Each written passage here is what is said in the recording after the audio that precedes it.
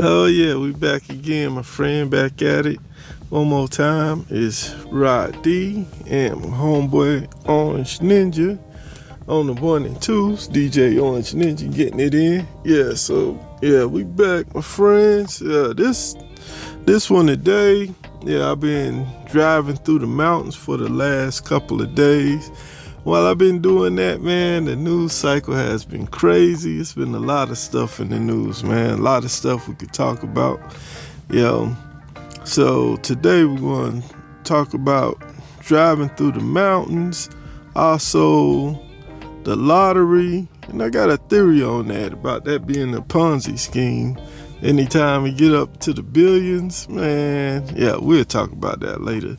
But also we're going to talk about that NFL player that had the stroke, and I think we'll end it off with a little talk that I did about Charleston White. So a popular guy on the internet, and that'll be about that. Okay, well, we have to talk about the guns, because man, it's crazy when they talk about a 6-year-old shooter going and shooting his first grade teacher, man. That's getting kind of ridiculous. So hopefully they'll get up with their parents, and if their parents end up doing some time over that, I'm pretty sure that the next kid wouldn't have a good chance at getting a shotty too, because the people will see that the last parents, that kid got hold of something and went to school and did something like that. They see how that went. They know they're going to come after the parents. So the parents will be all shook and scared. So the parents won't be just leaving stuff around where the kids can get to it. Because I don't even know what goes through a kid's head at 6 years old, man. I was concentrating on watching cartoons and stuff like that, dude. His first grade teacher, man, that's ridiculous, man. And that story about that one, about the 6-year-old shooting his first grade teacher, man, I couldn't even believe that. I'm like, how is that even possible? And then they say the kid went to school and was arguing with the teacher before he did it. What 6-year-old argues with their teacher in the first place? Man, that was just way too crazy right there. Which, of course, after that, then the next story that I see is the armed robber that got shot up in a Texas taco shop. He was trying to rob the place at gunpoint and was throwing the gun in everybody's face, and then somebody that had a strap of their own, good Samaritan, good guy, a good guy with a piece, you know what I'm saying, that didn't feel like getting robbed and was trying to rescue everybody and save the day, because you never know when somebody go to rob you. If they got something, will they pop off, or will they just take the money and run? So the guy wasn't taking the chance, so he went ahead and laid the guy down. And then after that, the authorities was looking for the good guy with the piece, which I don't see why that guy would end up doing any time for trying to save the day and be a good guy, and like, this person's trying to rob the place, and there wasn't no police in the building at the time, you know what I'm saying? Somebody had to do something, so you know what I'm saying? But and that's how it's supposed to be. It's supposed to be especially in Texas, where they really into everybody carrying a piece. That's how it's supposed to be. That way, if there's no cop or nobody around, you can have a good citizen in place. That's just how that go. Oh, so man, I think I'm gonna get into this whole driving through the mountains thing at this time, and this is exactly why you need a map. I have a physical map that I look at, And most of the time I could just get by the GPS, but sometimes you depending on what terrain you're gonna be, especially if you off in the mountains or something, you wanna have that physical map where, you know, you make sure you stay on the interstate as much as possible, because yeah, it could be some treacherous driving. Also, after that, I think I'm gonna get into the whole lottery thing. You know, like I say, it's all over the place today, and I'm gonna talk about a lot of stuff. But man, I think that lottery stuff is more of a pyramid scheme once you get into the bill. Man, I had one of those trips where I had to break out the old Red McNally map. Usually, the GPS on most trips will work out, but every now and then, especially if you go in the mountains, man, you have to break it out. And I'll show you why. See, you notice all the roads that's suitable for a truck would be big lines, the interstate, and even the red still good for trucks. But I was going right here where Mountain Home's at. No truck suitable roads in that area. So the GPS would have had me come down a little small road, 5, and all that is mountains all through there. So I'll show you closer in a minute. Well, before I get into that, I think first I'll just show the way that I end up going. And it was from here on 65, that's where I picked up a little south of Indianapolis, came down 65 to Louisville, 64, on over to 44, and then down 65. So I did all interstate all the way there, because the GPS will have you go a shorter route, which is only 40 miles shorter. But yeah, 40 miles shorter in some crazy mountains. So I'm saying, even on the news, they saying that ain't no way to win that big Powerball for that $1 billion. I mean, yeah, you even let the news chances tell of you. winning the jackpot shrank to 1 in 302 million. Another change, tickets went from $1 to $2 each. More money for the jackpot and the states that participate. The odds of winning never change. Whether you play at the very beginning when it's $20 million, or you play now when it's $1.1 billion, the odds are always the same. 1 in 302 million. Your chances of getting hit by lightning, 1 in 15,000. And we all play those odds. Tom Costello. Yeah, so like I'm saying, they even say themselves that you got a way better chance of getting hit by lightning than winning that $1 billion lottery, because the chances of getting hit by lightning is 1 in 15,000. So that's something you really got to watch out for, is getting hit by lightning. That's something that can really happen in life. As far as winning the lottery for $1 billion, the chances is 1 in 302 million. That's basically saying, yeah, it's not a chance. You ain't got to worry about that happening. Ain't that crazy, man? That's the real Ponzi scheme. That's like the legal Ponzi scheme. You know, like what? Yeah. So even in the mountains, you wouldn't have a big problem if you do the whole know before you go, like you should be doing anyway, man. But even in the mountains, you're going all interstate. The only time you hop off the interstate in the big truck, I would say, like if you got to go to that's the only way to get to that town. But as long as it's most of these towns, you gotta exit not too far off the interstate. So you should never go too far off the interstate, man. That's why you have the trucker's GPS, Rand McNally book. Especially if you're somewhere and your GPS like turn here, and you're thinking, oh, I'm on the side of a mountain, I can't turn. You gotta use common sense, man. That's how that one go.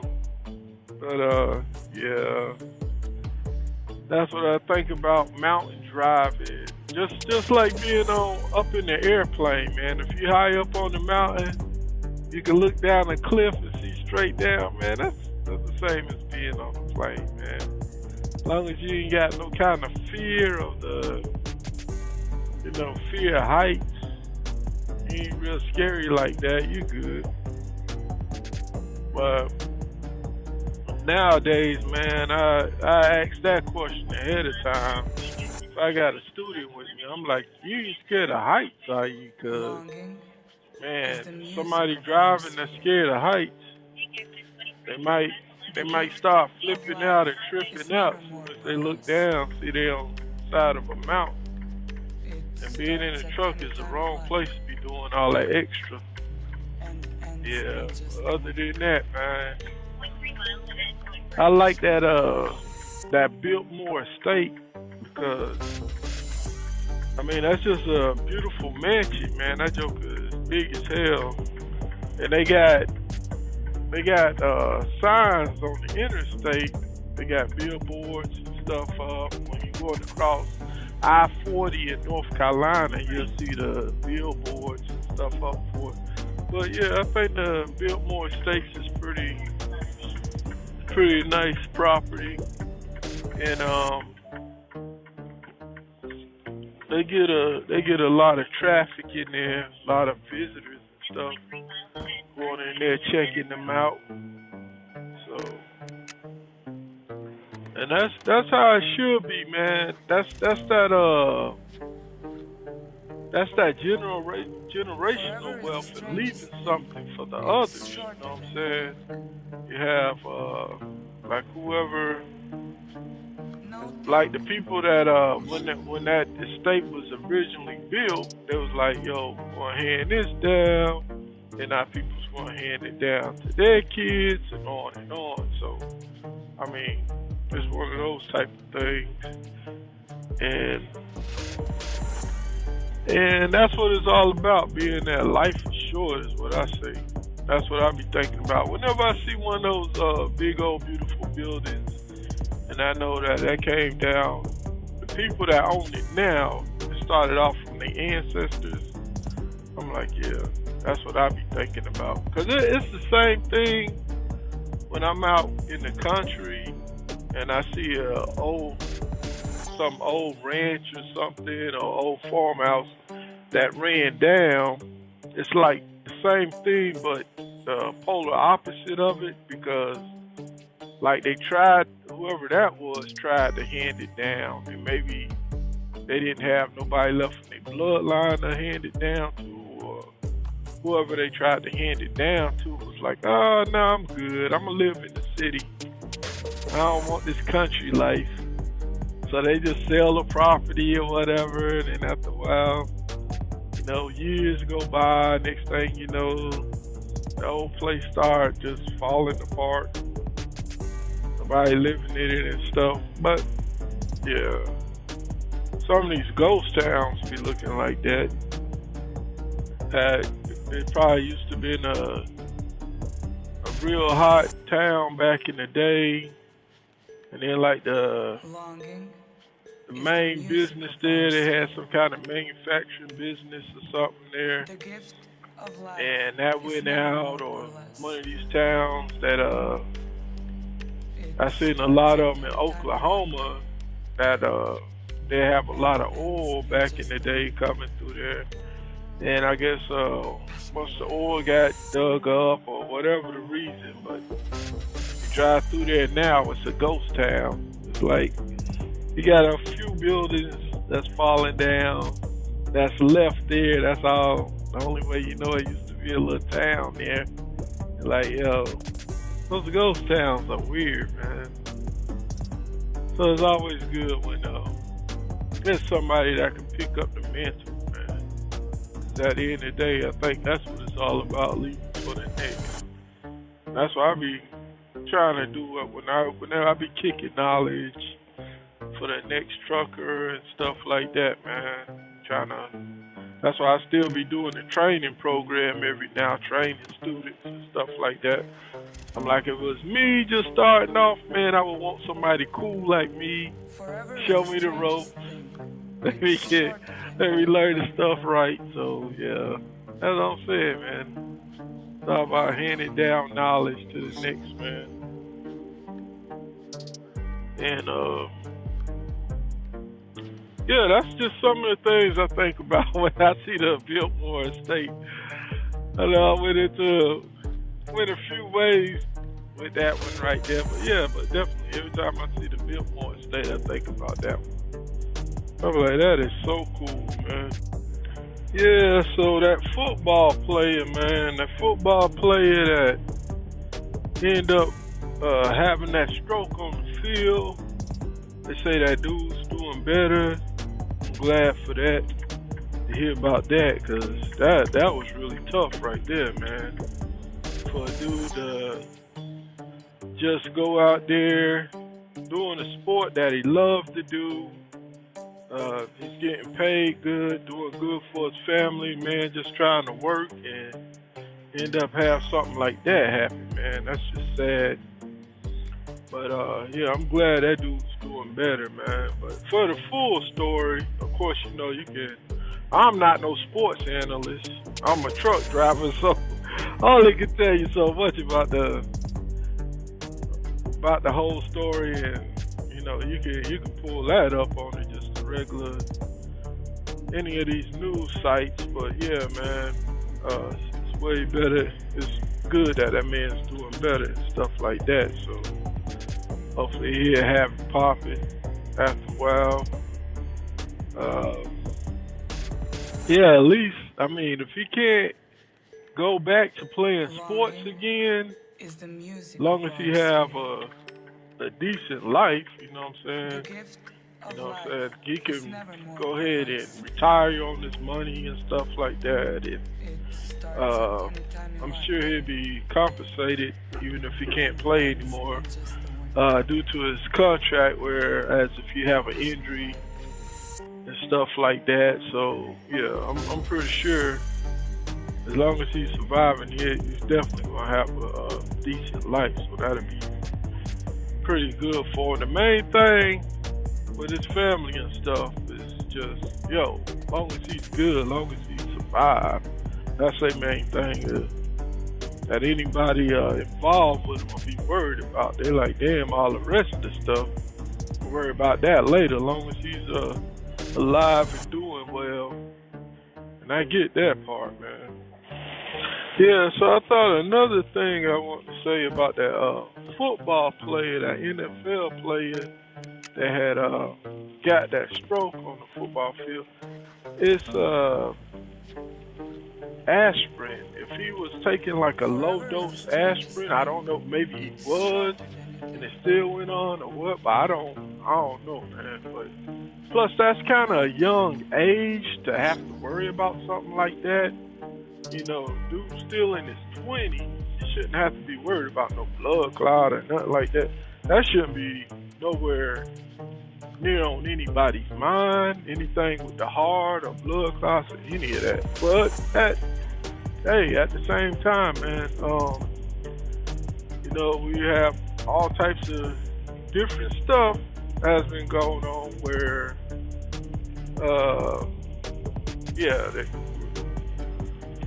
stuff that they would ban you for talking about earlier, but I don't think I'm gonna go into all that. Well, I'm gonna say that I think that if you take like a low dose aspirin, man, that really helps against like blood clots and stuff like that. But of course, you know, you have to do less drinking. If you're somebody that drank a lot, that might not be something you want to go by, getting into an aspirin regimen or whatever. But you know, it's real good if you don't drink like that, or even if you do drink like that, hell, just stop with all the drinking and stuff and be like, my health is my wealth, and focus on that right there, man. Being out in the truck, you know, with a lot of truckers, you ain't gonna drink for a long time anyway, because you know you can't drink and drive, not with a CDL.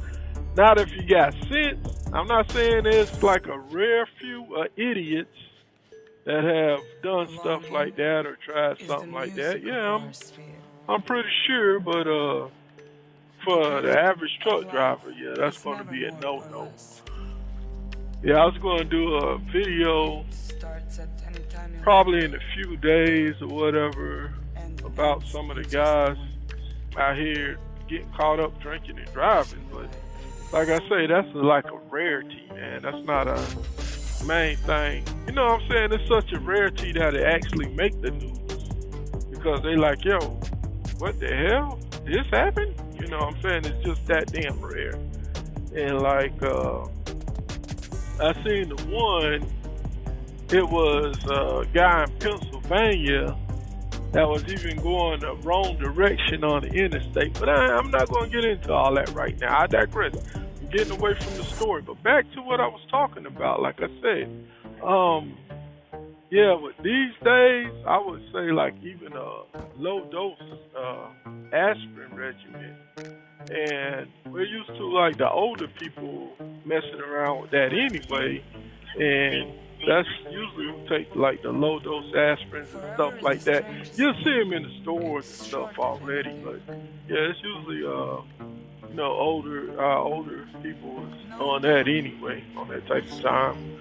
So yeah, in your 20s, yeah, man, that's really rough, man.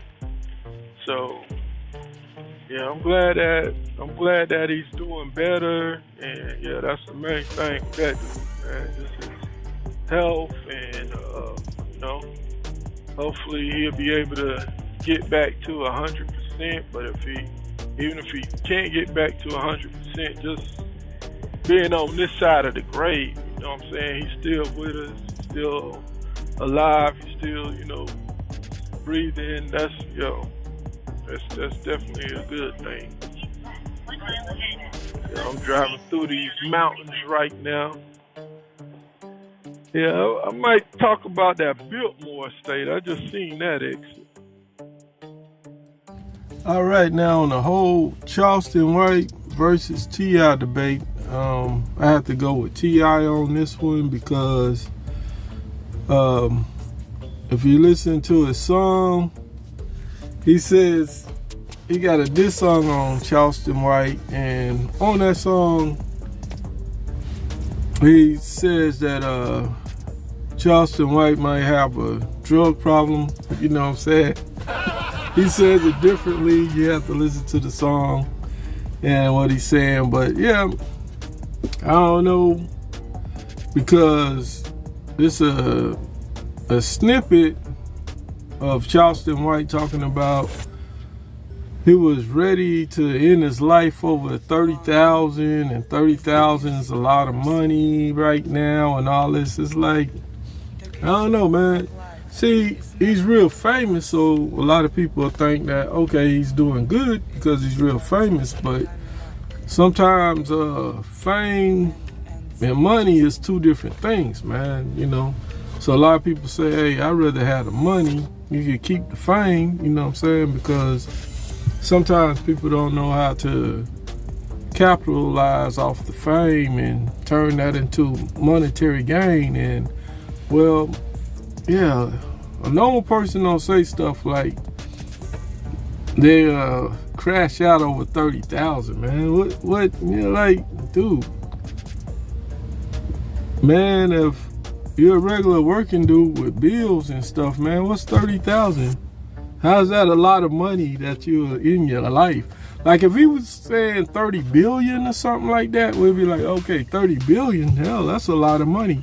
This dude said 30,000 is a lot of money. Then you start thinking like, okay, yeah, I get what T.I. said, man. Cause, you know, somebody that'll talk like that usually got a little, you know, rockhead or cluckhead or whatever type of tendencies, man. That's weird. You say you crash out over 30,000? Like, man, thought you was balling, dude. What? Yo, I don't know, man. But there's some kind of tendencies, you know what I'm saying? So, T.I. might be on to something. I'm just saying. But you can